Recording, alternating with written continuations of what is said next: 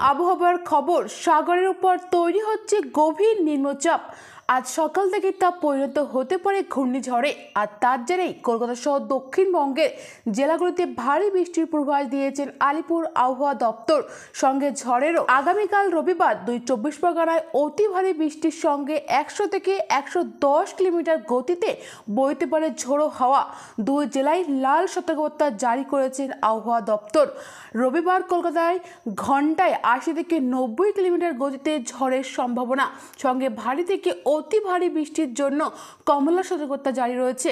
আলিপুর আবহাওয়া দপ্তর জানিয়েছেন, দক্ষিণবঙ্গে আজ থেকে সব জেলাতে রয়েছে বৃষ্টির পূর্বাভাস। সঙ্গে 30 থেকে 40 কিলোমিটার বেগে ঝোড়ো হাওয়া বইতে পারে। বিশেষ করে 24 পরগনা এবং পূর্ব মেদিনীপুরে ভারী বৃষ্টি হতে পারে। 7 থেকে 11 সেন্টিমিটার বৃষ্টির পূর্বাভাস রয়েছে সেখানে। সঙ্গে 40 থেকে 50 কিলোমিটার বেগে ঝোড়ো হাওয়া বইতে পারে। আগামীকাল রবিবার গোটা দক্ষিণবঙ্গে ঝড় বৃষ্টির সম্ভাবনা রয়েছে। 24 পরগনায় লাল সতর্কতা জারি করেছেন আবহাওয়া দপ্তর। সেখানে ঝড়ের সঙ্গে অতি ভারী বৃষ্টির পূর্বাভাস রয়েছে। কলকাতা, হাওড়া, হুগলি, পূর্ব মেদিনীপুর, নদিয়ায় জারি রয়েছে কমলা সতর্কবার্তা। 80 থেকে 90 কিলোমিটার বেগে ঝড়ের পূর্বাভাস দেওয়া হয়েছে। রবিবার দক্ষিণবঙ্গের বাকি জেলাগুলিতে হলুদ সতর্কতা জারি করা হয়েছে। সেখানে 30 থেকে 40 কিলোমিটার গতিতে ঝোড়ো হাওয়া বইতে পারে। পূর্ব বর্ধমানে 60 থেকে 70 কিলোমিটার গতিতে বইতে পারে ঝোড়ো হাওয়া। আগামী সোমবারও 24 পরগনায় লাল সতর্কতা জারি রয়েছে। রবিবার থেকে ঝড়ের গতিবেগ কমার সম্ভাবনা রয়েছে। সোমবার ওই দুই জেলায় 90 থেকে 100 কিলোমিটার বেগে ঝড় বইতে পারে। সঙ্গে অতি ভারী বৃষ্টি। কলকাতা, হাওড়া, হুগলি, পূর্ব মেদিনীপুর, নদিয়া, মুর্শিদাবাদেও সোমবার জারি করা হয়েছে কমলা সতর্কবার্তা।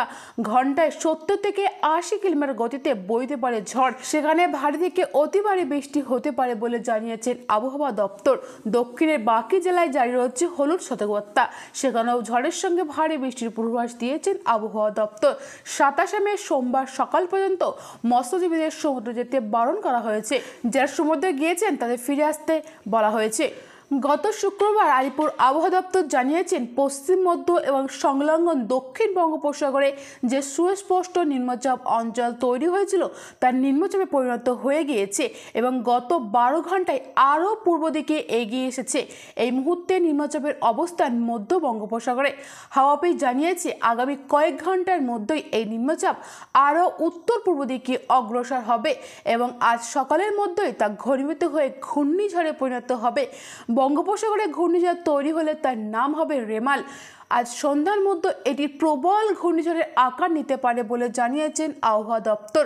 আর উত্তরে অগ্রসর হয়ে রবিবার মধ্যরাতে তা আছড়ে পড়তে পারে স্থলভাগে।